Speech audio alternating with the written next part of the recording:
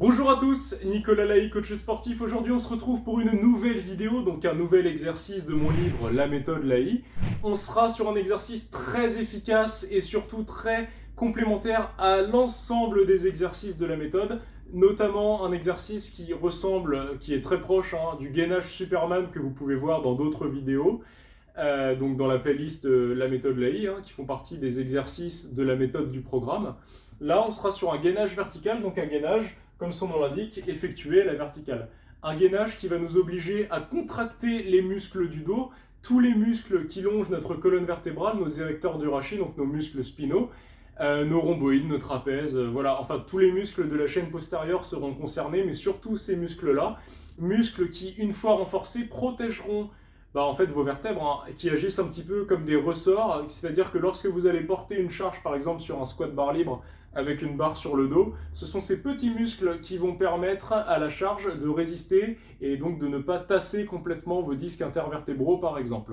Donc autant vous dire que c'est très utile, et même en termes de posture, ça permet de rééquilibrer un petit peu la pression entre le travail excessif des pectoraux qui nous amène les épaules vers l'avant, et le travail du dos, donc qui nous redresse.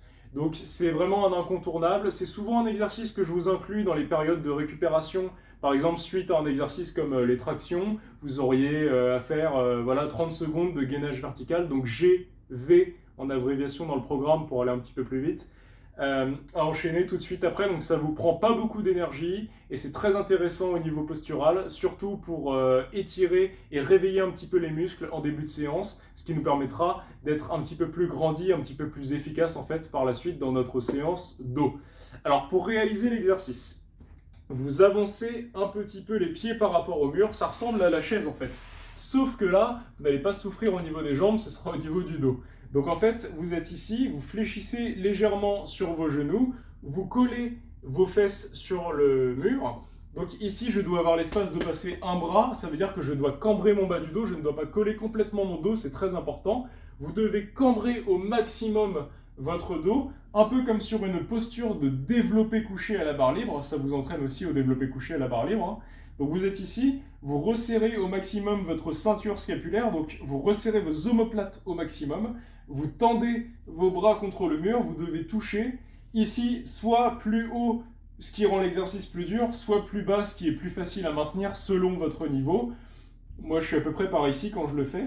Regard de face vers l'avant, et je maintiens ma position. Donc dans la position, respirez de manière naturelle, de manière détendue, et surtout pour rendre l'exercice un petit peu plus facile, lorsque vous êtes placé, vraiment cambrez votre colonne vertébrale, c'est très important, n'ayez pas peur de le faire, sortez la cage thoracique, et plus vous vous grandirez comme ça en direction du mur, plus l'exercice sera facile à tenir. Voilà, c'est à peu près tout. Ça, c'est le genre d'exercice que vous pouvez faire, mais vraiment sans modération, tous les jours, si vous le souhaitez, sur des périodes, je sais pas, de 30 secondes, de 1 minute, si vous êtes assez renforcé. Ce sera un exercice qui sera un petit peu plus facile à réaliser pour les femmes que pour les hommes, puisque nous, on a une musculature un petit peu plus importante sur les pectoraux, ce qui fait que notre mobilité d'épaule, malheureusement, est souvent beaucoup moins bonne que chez les femmes. Néanmoins, chez les femmes, si vous voulez sentir l'exercice, n'hésitez pas à tendre les bras le plus possible, tout en gardant le contact avec le mur. Chose que, comme vous pouvez voir, je ne suis même pas en mesure de faire pour le moment. Voilà, c'est au fur et à mesure du renforcement, notamment c'est le genre d'exercice qu'il ne faut pas arrêter de faire, sinon on régresse malheureusement. Mais l'objectif reste quand même de tendre les deux bras, un petit peu en overhead squat, de tendre les deux bras et de réussir à être en contact avec le mur en finalité. Voilà, je pense qu'on a fait le tour de l'exercice, et puis on se dit à bientôt pour une prochaine vidéo. Ciao!